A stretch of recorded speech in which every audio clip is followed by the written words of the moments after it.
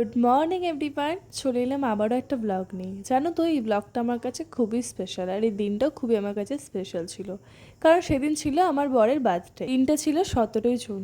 তো এই যে ঘুম থেকে উঠে পড়েছিলাম ও 8:30-9টার দিকে, উঠেই বিছানাটা গুছিয়ে নিয়ে ঘরটা ঝাড় দিয়ে চলে এলাম নিচে। নিচে এসে একটু চা করে খেলাম। আর এরপরে এই যে দেখতে পাচ্ছ, আমার নাইটিটা সেলাই করা হচ্ছিল। আসলে আমি দুটো নাইটি কিনেছিলাম, তোমরা তো জানোই। তো সেটাই সেলাই করে নিচ্ছিলাম শ্বশুরমশাইকে দিয়ে। আমাদের বাড়িতে হয়তো মেশিন আছে। আর জলখাবারে খেয়ে নিয়েছিলাম ভিজে ভাত, চানাচুর, মাছ ভাজা, কারণ এটা খেতে খুব ভালো লাগে। তো এই যে দেখতে পাচ্ছ, কড়াইতে তেল দিচ্ছি। তার কারণ আমি করব চিকেন। হাতের 5টা আঙুল যেমন সমান না, তেমন সবার রান্নাও সমান না। তাই এক একজন এক এক রকমভাবে রান্না করে। আজ আমি তোমাদের সাথে শেয়ার করব আমি কিভাবে চিকেন রান্না করি। তো এই যে দেখতে পাচ্ছ, আমি দিয়ে দিয়েছিলাম আলু, আর তারপরে দিয়ে দিয়েছিলাম হলুদ আর লবণ। তারপরে আমার একটু তেলটা কম কম মনে হচ্ছিলো দেওয়া, তাই আর একটু তেল দিয়ে দিলাম, কারণ আমি আবার একটু বেশি তেল দিয়ে রান্না করি, পছন্দ করি। যাই হোক, এই যে দেখতে পাচ্ছ, পেঁয়াজ দিয়ে দিলাম। এরপর পেঁয়াজটা যখন ভাজা ভাজা হয়ে এলো, তখন দিয়ে দিলাম আদা রসুন বাটা, দিয়ে দিলাম একটু টমেটো। আর যেহেতু মিক্সির বাটিটা একটু মশলা লেগেছিলো, তাই জল দিয়ে সেটা গুলিয়ে নিয়ে সেটা দিয়ে দিলাম। আর এরপরে দিয়ে দিয়েছিলাম হচ্ছে যে লঙ্কার গুঁড়ো। লঙ্কার গুঁড়ো এটা ঠিক ছিল না, এটা কাশ্মীরি মানে মির্চ ছিল, মানে লাল হওয়ার জন্য। আর এর দিকে দিয়ে দিয়েছিলাম লবণ, তারপরে দিয়ে দিয়েছিলাম হলুদ, আর দিয়ে দিয়েছিলাম জিরে। আর আমি গোটা জিরে খুব একটা দিই না, তাই আমি গুঁড়োটাই দিই। আর এরপরে দিয়ে দিয়েছিলাম চিনি। তো সব কিছু দেওয়ার পর ভালো করে মিক্সড করে নিচ্ছিলাম। সব কিছুই দেওয়া হয়ে গেছিলো, শুধু একটা জিনিসই বাকি ছিল, লঙ্কার গুঁড়ো। লঙ্কার গুঁড়োটাও দিয়ে দিলাম, বাট খুব একটা ঝাল হয়নি, মানে দেখে মনে হচ্ছে অনেকটা লঙ্কার গুঁড়ো দিলাম। তো যাই হোক, এরপরে দিয়ে দিয়েছিলাম চিকেনটা। চিকেনটা ভালো করে আগে থাকতে ধুয়ে রেখেছিলাম, চিকেনটা দিয়ে দিচ্ছি, দেখতেই পাচ্ছ। চিকেনটা দেওয়ার পর ভালো করে জিনিসটাকে মানে মাখিয়ে নিয়ে, মশলাটাকে মাখিয়ে নিয়ে দিয়ে দিলাম এরপরে মিট মশলা। এই টাইমে মিট মশলাটা দিয়ে দিই, মানে চিকেন দেওয়ার কিছুক্ষণ পরে মিট মশলাটা দিয়ে দিই।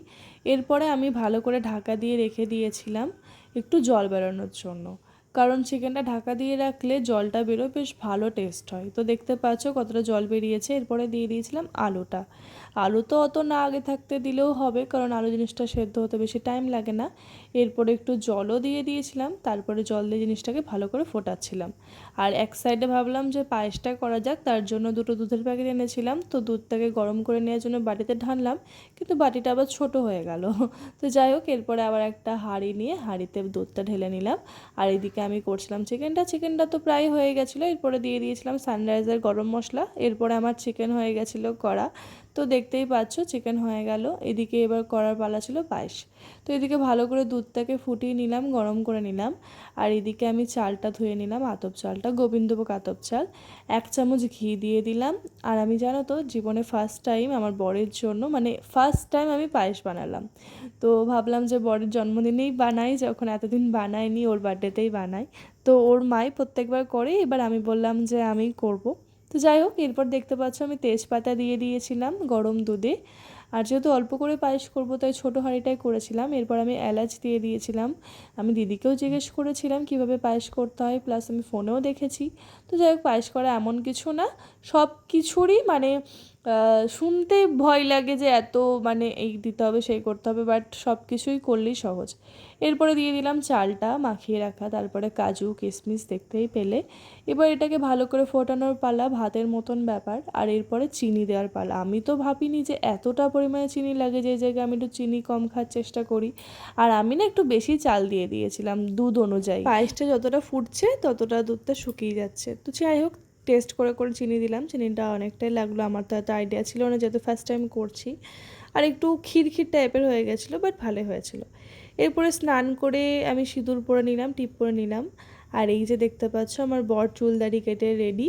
তো এই যে ওর জন্য আমি করেছিলাম চিকেনটা, ওর মা করেছিল মাছ, ভেন্ডি ভাজা, কলা ভাজা, চাটনিটাও আমার শাশুড়ি মাই করেছিল। আর আমি শুধু করেছিলাম মাংস, আর তার সাথে পায়েসটা। তো যাই হোক, আমরা দুপুরে খাওয়া দাওয়া করে নিলাম। এরপরে নিচে চলে গেছিলাম সন্ধ্যেবেলায় চা করার জন্য। চাটা করার পর দুজনে একসাথে খেলাম। তারপরে হঠাৎই আমার বরের সাথে আমার রাগারাগি হয়ে যায়। তারপর থেকে আর কোনো ব্লগও করিনি, কিছুই না। এই ছিল সন্ধ্যা অবধি ভিডিওটা কেমন লাগলো কমেন্টে অবশ্যই জানিও। Tata, bye bye.